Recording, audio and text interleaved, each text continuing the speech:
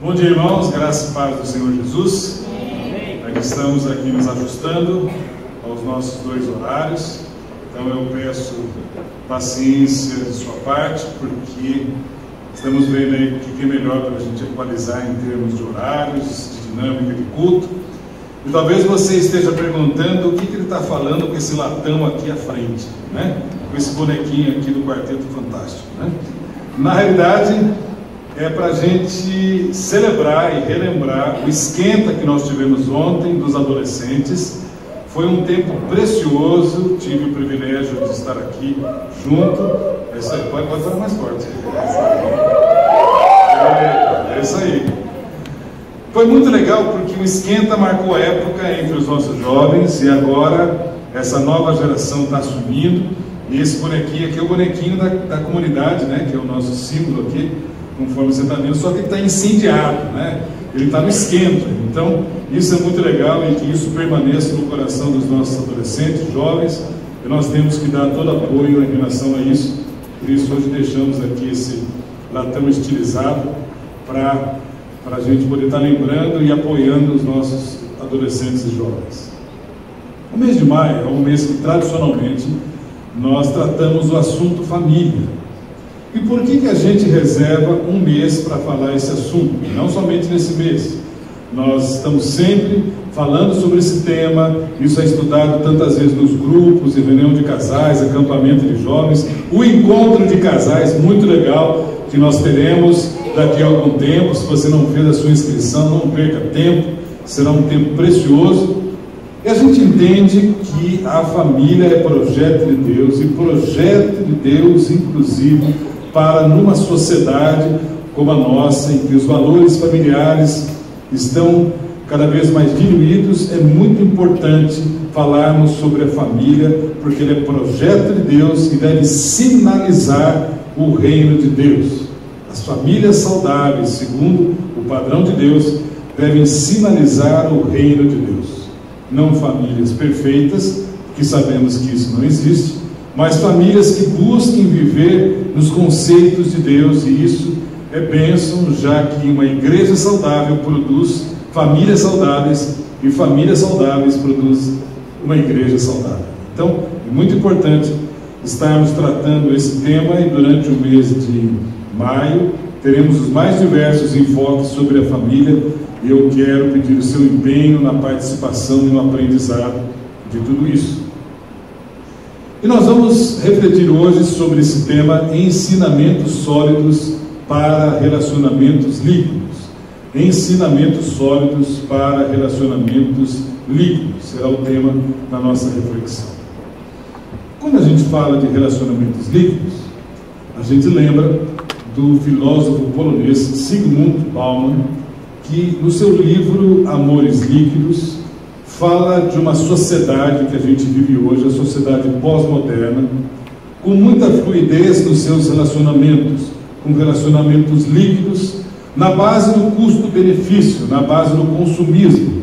Ou seja, eu começo a me relacionar com uma pessoa a partir do momento em que eu tenho algo em troca, a partir do momento em que ela me interessa.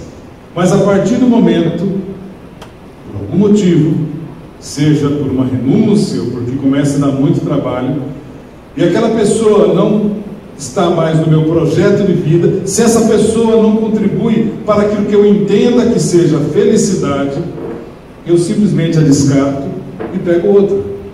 Relacionamentos líquidos. Com isso, preferimos um relacionamento virtual do que um relacionamento real, porque o relacionamento virtual não dá trabalho. É mais fácil eu me relacionar com as pessoas que estão longe do que aquelas que estão perto, onde eu tenho a confrontação. Isso tem trazido na sociedade pessoas desiludidas, pessoas com medo de se relacionarem, feridas, isoladas, sozinhas. Isso dá base à superficialidade, que Bauman chama de relacionamentos líquidos. E uma narrativa bíblica muito interessante conta a história de 2 personagens, 2 irmãos, Caim e Abel. E por várias razões que aqui não teremos tempo de analisar, Caim mata o seu irmão Abel. E Deus que sabe todas as coisas, chega para Caim e faz a seguinte pergunta: onde está o seu irmão Abel? Caim, onde está o seu irmão Abel? E a resposta de Caim é uma resposta assustadora, que reflete bem o seu sentimento. Caim responde: o meu irmão? Não sei. Sou eu o responsável pelo meu irmão? Sou eu o responsável pelo meu irmão? O que eu tenho a ver com o meu irmão, com a minha família? Caim mostra o seu desprezo para com seu relacionamento familiar diante de Abel. Isso mostra que Caim já havia matado seu irmão no seu coração muito antes. Um relacionamento líquido.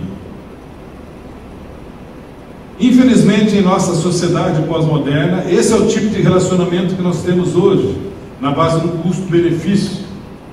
Relacionamentos líquidos. Eu só continuo me relacionando com aquele familiar a partir do momento em que aquilo me traz um retorno. Eu só me relaciono com o meu cônjuge a partir do momento em que eu não tenho que renunciar a nada. Porque se eu tenho que, de alguma maneira, comprometer aquilo que eu entendo que seja o meu projeto pessoal e não mais coletivo, eu abro mão num relacionamento líquido. Eu quero te convidar a estudar o contraponto de tudo isso. O que Deus fala a respeito de uma perspectiva sólida sobre a família?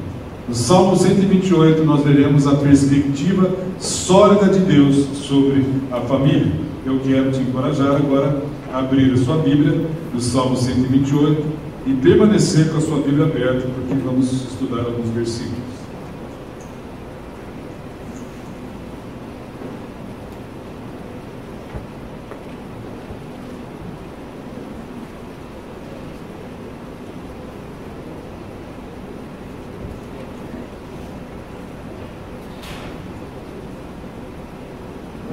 Antes de ler, vamos relembrar que este salmo ele foi escrito dentro de um conceito judaico. Ele faz parte da mesma composição literária que o Salmo 127, que são conhecidos como os Salmos da Família. E foi escrito por alguém muito interessante, que foi Salomão. E Salomão é um camarada que teve problemas do ponto de vista familiar. Para você ter uma ideia, a Bíblia diz que Salomão teve cerca de 1000 mulheres. Sabe o que é ter 1000 mulheres? E se você homem acha que ele teve um vidão, eu quero te lembrar que ele teve 1000 sogras. E que ele tinha que responder diariamente 1000 mensagens do WhatsApp. E você sabe que as mulheres não gostam que você responda secamente. Sim, não, ok, não. Você tem que mandar um coraçãozinho, né? Um beijinho, alguma coisa assim. Sabe que são 1000 faturas de extrato de cartão de crédito por mês? Era essa a vida de Salomão. Salomão é um cara complicado do ponto de vista familiar. E ele começou bem, mas terminou mal. Na vida cristã é fundamental a largada, mas muito mais importante ainda, a chegada. E vamos ler o Salmo 128, vamos ficar em pé para a leitura desse texto. Eu lerei na nova versão transformadora. Como é feliz aquele que teme o Senhor, que anda em seus caminhos. Você desfrutará o fruto de seu trabalho, será feliz e próspero. Sua esposa será como videira frutífera, que floresce em seu lar. Seus filhos serão como brotos de oliveiras, ao redor de sua mesa. Esta é a bênção do Senhor para aquele que o teme. Que o Senhor o abençoe desde Sião, que você veja a prosperidade de Jerusalém enquanto viver, que você viva para ver os seus netos, que Israel tenha paz. Pode se sentar? O Salmo 128, na realidade, ele é um cântico, e ele faz parte dos famosos cânticos dos degraus ou de romagem. Por quê? O povo de Israel tinha 3 festas obrigatórias, que era a festa da Páscoa, Tabernáculo e Pentecostes. Dessas 3, pelo menos uma, ele era obrigado a participar. Ele vinham pessoas das mais diversas regiões do mundo, lembrando que o transporte na época era somente a pé, cavalo, você não tinha os meios de locomoção hoje, avião, carro. Então eles vinham em muitos dias, em grandes grupos, por questão de segurança, e eles iam cantando esses cânticos. Por isso é o cântico de romagem, das romarias que eles faziam em direção a Jerusalém. E também cântico dos degraus, que conforme na cidade santa eles iam subindo os degraus, costumeiramente iam cantando esses cânticos, que vai do Salmo 120 ao Salmo 134. E ele tem um contexto que a gente precisa entender bem, para os dias de hoje, bem da cultura judaica. Hoje a gente vive dentro de um contexto um tanto quanto diferente. Hoje você, logicamente, não tem as mesmas figuras. A figura tradicional daquele tempo era o homem, a mulher e um grupo grande de filhos. Hoje, na nossa sociedade, o homem não é mais o único provedor. Hoje, na família do século XXI, nós não temos necessariamente essa figura da família nuclear, né, que é o pai, a mãe e os filhos. Hoje, onde há um relacionamento de edificação do lar, onde você entende que é um lar, isso é uma família. Não precisa ter necessariamente todos os elementos. Ali na sua casa pode ser um local de família e família abençoada. E independente do seu contexto de vida, se você foi criada numa família com os padrões de Deus ou não, todos nós podemos hoje aprender na palavra de Deus elementos sólidos para uma família segundo o padrão de Deus. E esse salmo nós podemos e queremos dividir em 3 partes. O primeiro é o fundamento da família.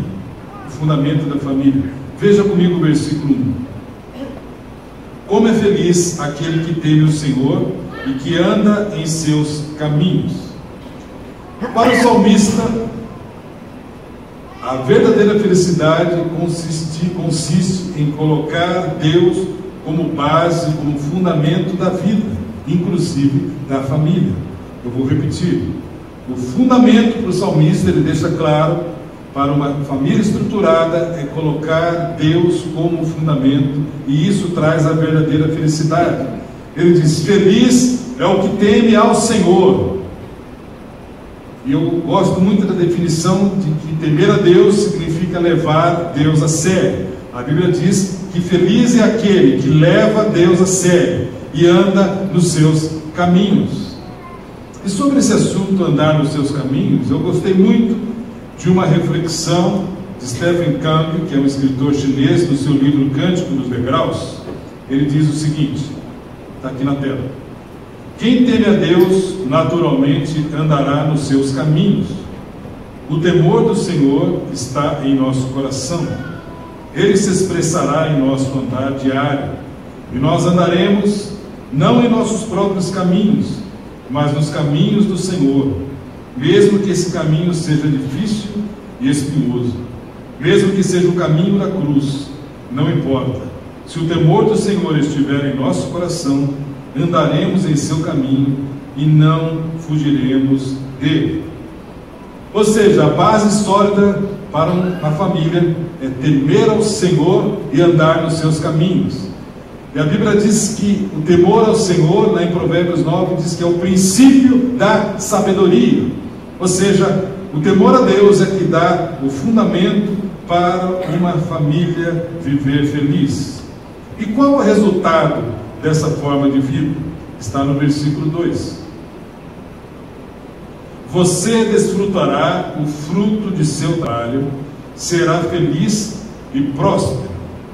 Aqui a Bíblia está mostrando a verdadeira prosperidade do reino.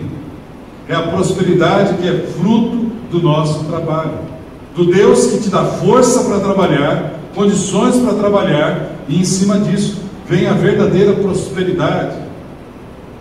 Isso é muito importante, irmãos, porque aqui o trabalho é colocado como bênção de Deus. É a quebra da maldição do Éden. Lá no Éden, o homem e a mulher viviam tranquilos, sem a necessidade de trabalhar, recebiam tudo. Devido ao pecado entrar no mundo, foi colocado um castigo: do suor do teu rosto comerás. Mas hoje, nós vemos na palavra de Deus a quebra dessa maldição. O trabalho é bênção para a vida do homem e da mulher. O trabalho não é problema, o trabalho é bênção. E uma coisa importante para a gente entender num país como o Brasil, em que a gente está acostumado a ver tantas notícias e tantos exemplos de que o bem-sucedido é aquele que é malandro, é aquele que dá um jeitinho e não trabalha, é aquele que dá propina, é o esperto. A Bíblia está falando exatamente o contrário disso, porque a gente olha isso lá em cima, no efeito cascata, na sociedade, passa-se essa visão. E a Bíblia fala exatamente o contrário. Não caia nessa. Você quer ser abençoado? Desfrute daquilo que você trabalha. Um trabalho é bênção de Deus. E existe uma diferença entre você construir uma casa e você construir um lar. Uma casa, qualquer um constrói. Para você construir um lar, você precisa de fundamentos bíblicos, fundamentos do reino de Deus. Por quê? Porque dentro do lar que o coração é edificado, dentro do lar que um coração é formatado. Então a Bíblia está falando, você que trabalha, você que teme a Deus, a Bíblia está dizendo: celebrem a vontade do Pai, celebrem aquilo que Ele dá, sejam alegres e desfrutem da bênção do Senhor. Nós temos que aprender, meus irmãos, a desfrutar da bênção do Senhor. E o problema é que algumas coisas no dia a dia se tornam normais. A gente vai comer e ora às vezes automaticamente. Que tal hoje, na hora que você for comer lá sua macarronada, seu churrasco, sei lá, sua sardinha, sei que você vai almoçar hoje, mas na hora que você for almoçar, celebre com alegria aquilo que Deus te dá. Não deixe que coisas e bênçãos do dia a dia se tornem normais para você. A Bíblia está dizendo para a gente desfrutar e celebrar a bondade do nosso Pai. A segunda parte fala sobre a edificação da casa, que está nos versículos 3 e 4. Olha comigo o versículo 3. Sua esposa será como videira frutífera que floresce em seu lar. Seus filhos serão como brotos de oliveira ao redor de sua mesa. Como fruto da prosperidade, uma família será edificada. E aqui novamente eu quero chamar a atenção para o contexto de uma família judaica, que era o homem, numa situação bem patriarcal, a esposa e filhos, de preferência vários filhos. O Salmo 127, que a gente falou que faz a mesma composição, fala que o filho é como flecha nas mãos do guerreiro.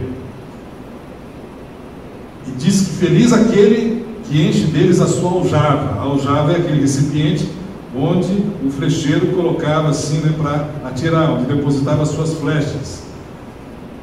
Cabia na aljava cerca de 5 ou 6 flechas. Dentro da visão judaica, um homem abençoado tinha muitos filhos, a começar de uns 5 ou 6, bem diferentes da sociedade atual. Logicamente, são poucos que têm isso. O pessoal da nova geração cada vez menos, a taxa de natalidade vai diminuindo, mas era o exemplo que eles tinham.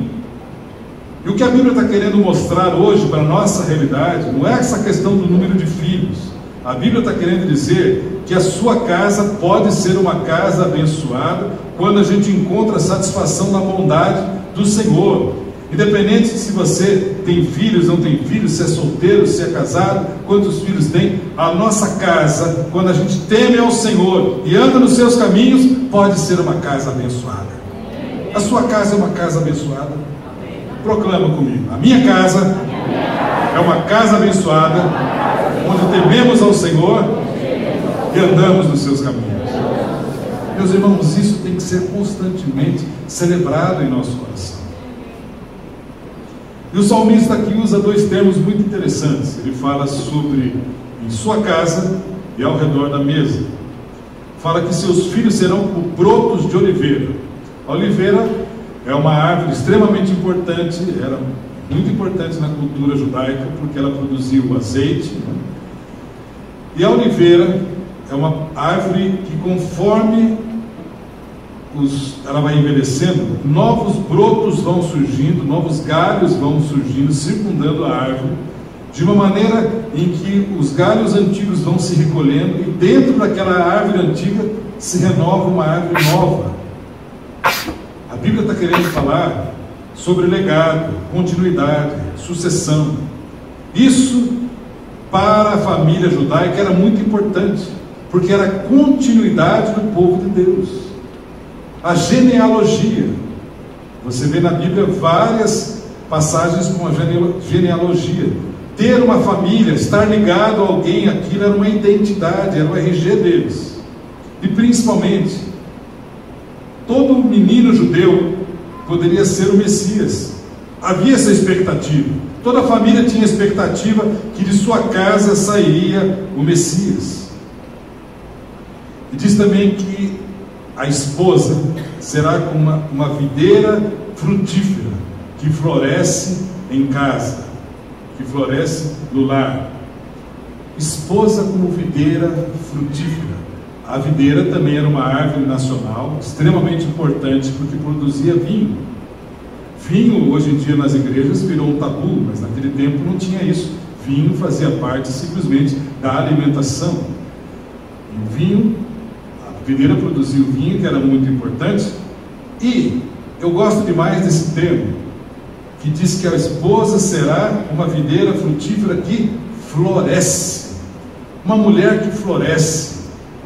Uma mulher que cria um ambiente diferente. A mulher tem essa oportunidade, essa característica de, dentro de uma casa, perfumar, deixar mais bonito, deixar a coisa mais leve.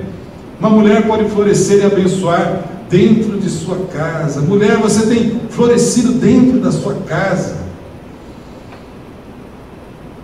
Na semana retrasada tivemos o abençoado encontro de mulheres aqui, e eu gostei muito do tema que a Sandra explorou. Mulheres curadas geram transformação. Eu queria acrescentar algo mais. Mulheres curadas geram transformação e florescem. Florescem, são bênçãos e são colocadas por Deus. E é interessante também que fala em algumas traduções no interior da sua casa. Dentro da cultura judaica, eles construíam a casa e ficava um pequeno pedaço de terra no meio, no interior, como se fosse um quintal, em que ali eles plantavam as suas parreiras, porque era para consumo da família. Assim como até hoje, em vários países, como Portugal, Espanha, Itália, as pessoas nas cidades pequenas ainda têm a sua videira no fundo da sua casa, produzem ali as suas uvas para os mais diversos usos. O que o salmista está querendo dizer é como uma mulher pode ser bênção dentro da sua casa, e fala do interior da casa, porque dentro do interior da casa é o local da intimidade. Dentro da casa você fica como você não fica publicamente. Você não tem coragem de vir de pijama aqui na reunião, mas em casa você usa. Alguns mais engraçados que outros. Os meus então têm uns 15 anos. Minha esposa quer jogar, eu não deixo. Já tem um formato do meu corpo, já tem até a barriguinha.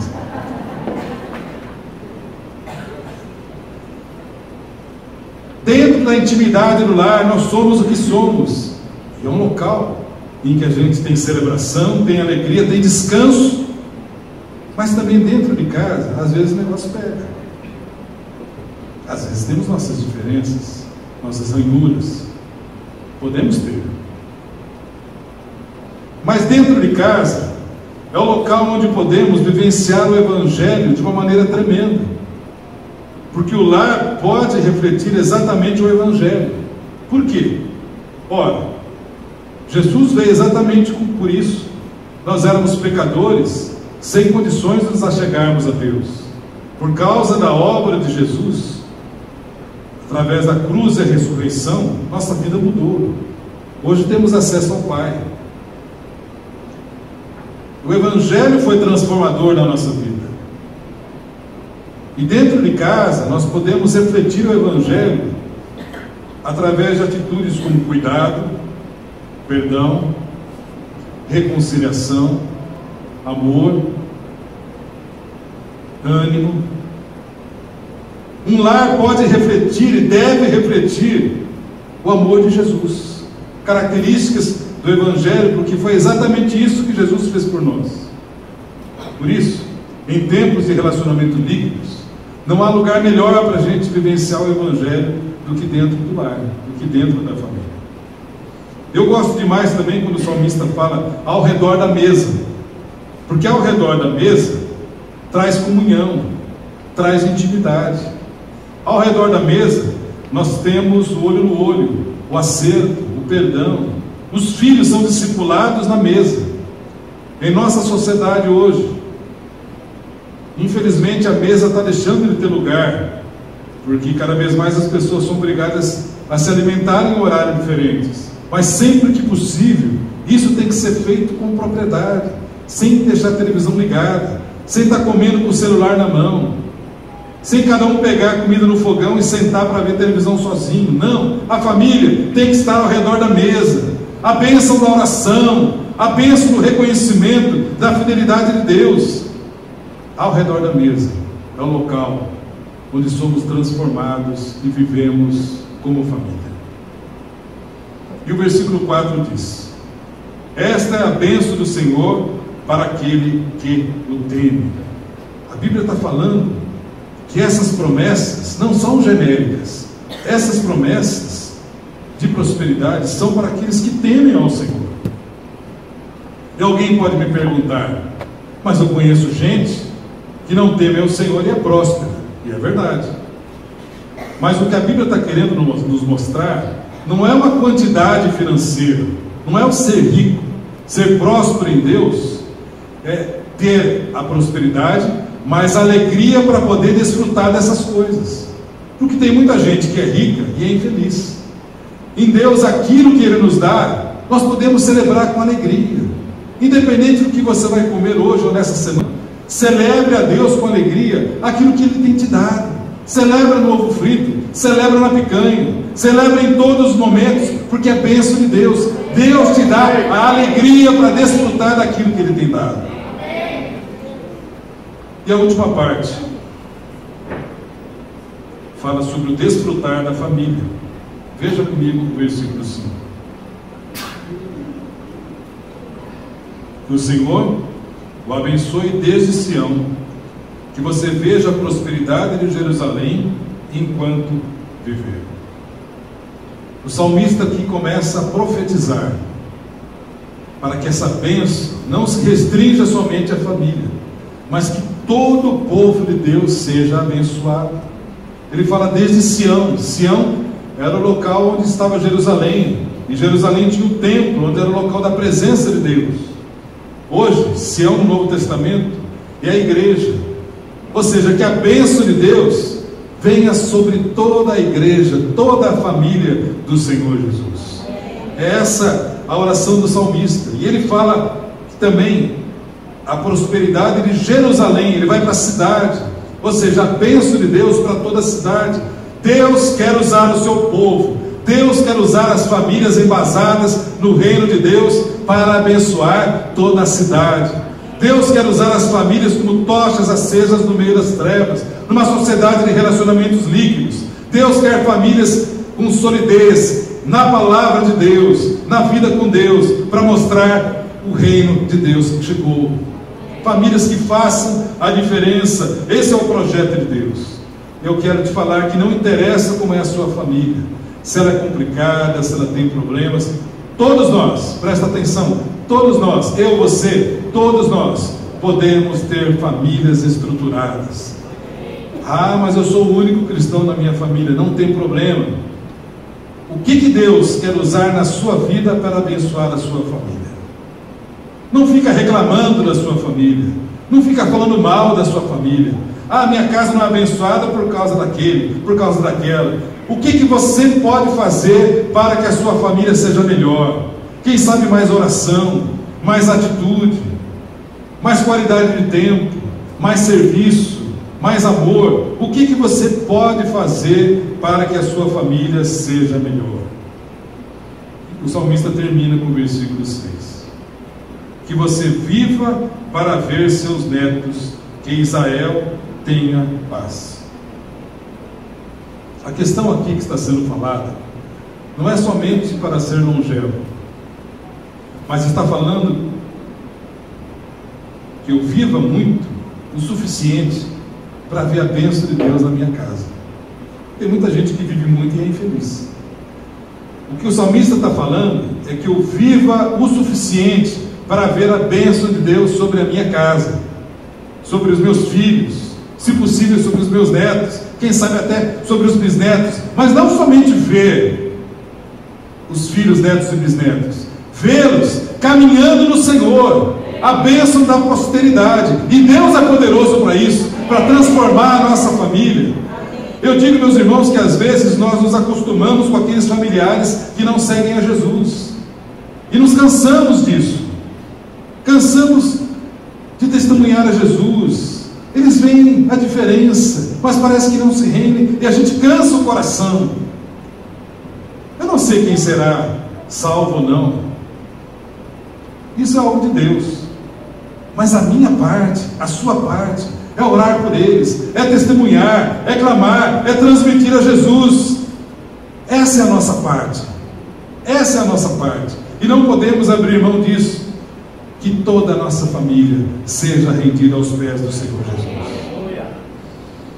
Concluindo, o Salmo nos ensina que o Senhor nos dá bênção material.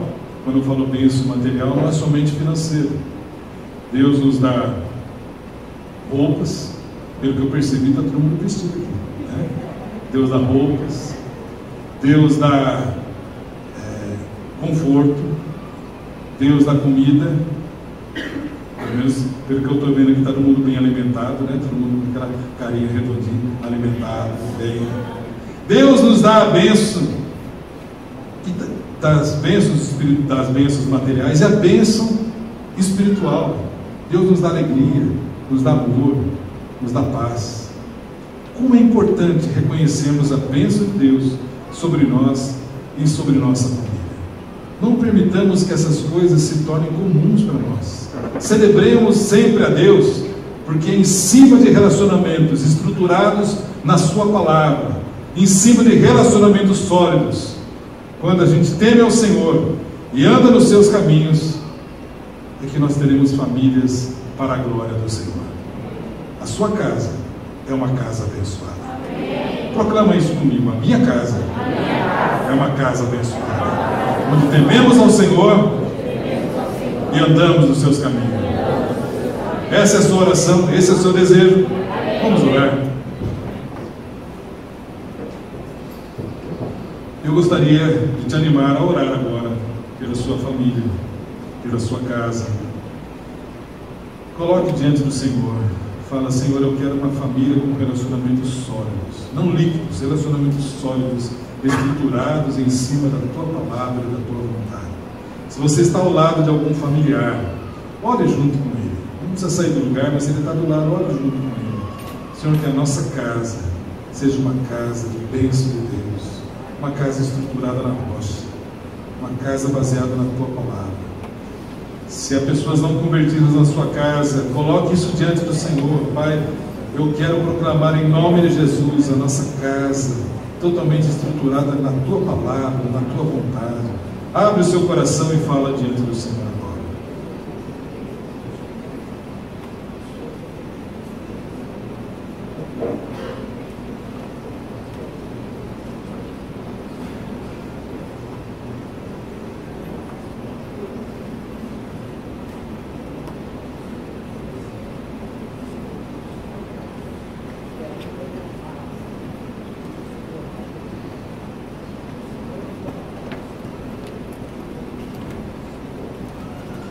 Obrigado, Senhor, pela tua palavra, porque nela nós encontramos o refrigério, o encorajamento necessário para ter uma vida e uma família sólida no Senhor Jesus e na sua palavra.